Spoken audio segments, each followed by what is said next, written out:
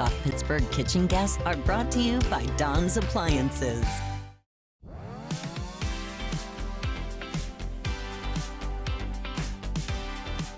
This time of year is always perfect to curl up with a good book, and it's great when it comes with a series of powerful stories and some bonus laughs too. Right. For this month's Book of the Month, we have Damon Young, author What Doesn't Kill You Makes You Blacker, along with Rachel Ekstrom, Courage of Littsburgh. So Damon, welcome to you both. Oh, thank you. Yeah. Thanks for having me. All right, so Damon, Having tell us. us. Yeah, having you both. Having us, yeah. Tell us a little bit about the book and why you decided to write it. So, What Doesn't Kill You Makes You Blacker? It's a memoir and essays, 16 essays, and it's basically a tragicomic look at the angst, anxiety, and absurdity of existing while Black in America, right? And so it's a humor book. It actually won a National Award for Humor, the Thurber Prize for humor. But it's also a book that talks about loss, that talks about grief, that talks about masculinity, that talks about performance and anxiety, and all of these other aspects that make you human, Yeah. right? And I think that's where the connectivity is, why people will relate to it. I read this article from NPR on the book, and it talked about how you spent your life doubting yourself, and also how where the roots of self-doubt come from. Can you talk a little bit about that? Yeah, I mean, I think we all do.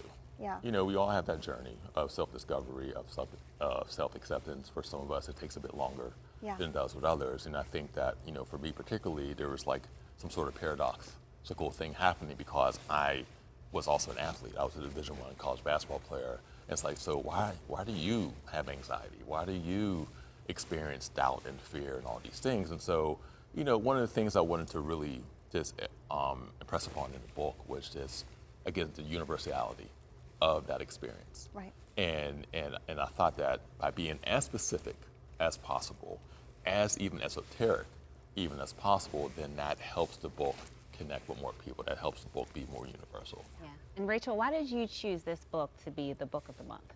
I absolutely love this book.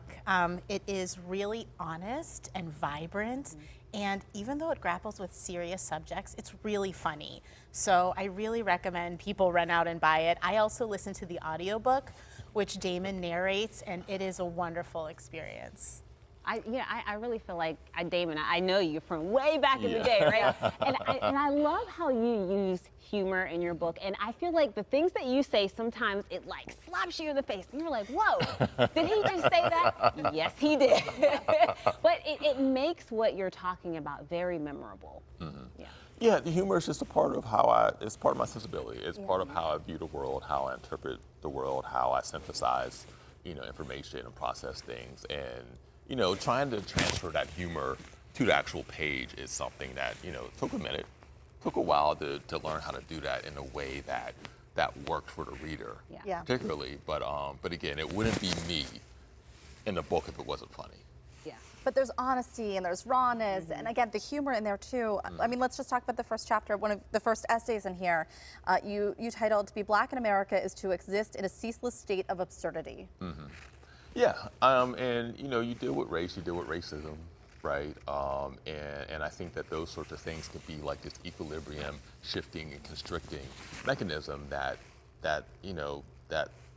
actually impacts behavior. It impacts how you feel in the world. It impacts how you exist. And so this book is basically me articulating, okay, this is what this has done to me. Yeah. This is how I deal with this. This is how I contend with this. And this is how, I'm trying to kind of battle and fight through this. Rachel, can you talk about some of the literary events that you have coming up this month? Absolutely. So on Saturday, February 10th, we've got poet Terrence Hayes at the Carnegie Library Lecture Hall. On February 29th, we've got Cameron Barnett at Pittsburgh Arts and Lectures. And then registration is open now for the Writers' Conference of Northern Appalachia.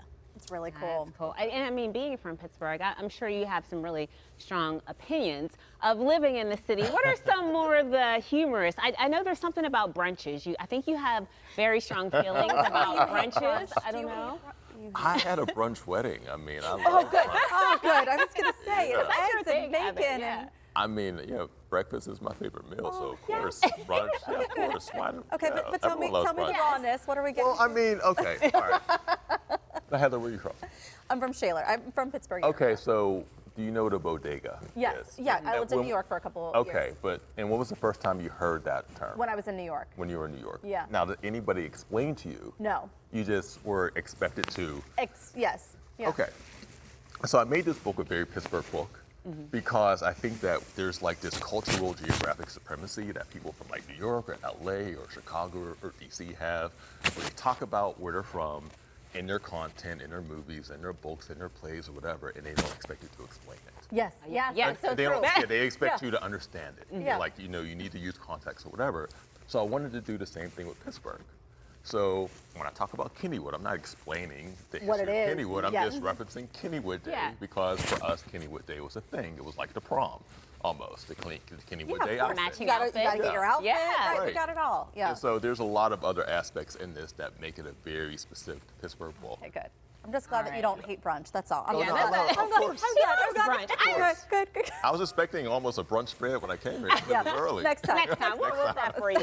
All right, thank you to you both.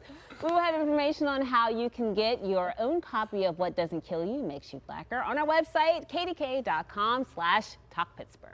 And coming up next on the show, the Chiefs and 49ers are getting ready to prove it all on the gridiron. But if you're hosting a Super Bowl party, this is also your time to shine as host extraordinaire. Kelly's in the kitchen getting the scoop on some easy and fun Super Bowl recipes when we come back.